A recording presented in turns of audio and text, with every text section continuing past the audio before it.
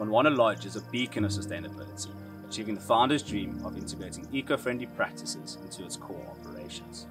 This was made possible through the installation of an extensive solar system, which not only reduces the lodge's reliance on non-renewable resources, but mitigates its environmental impact.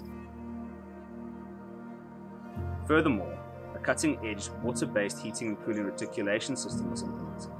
This allowed us to stray away from the norm and greatly reduce our consumption, while still ensuring our guests enjoy luxurious amenities.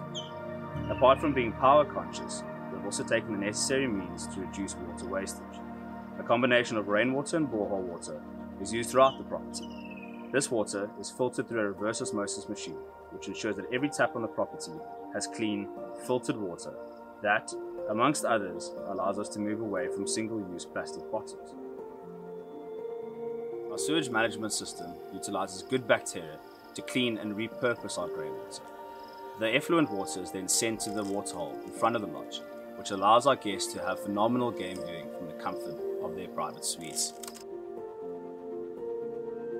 These comprehensive efforts not only minimize Monwana's ecological footprint, but underscore its commitment to eco-conscious operations, thus making it the prime example of responsible tourism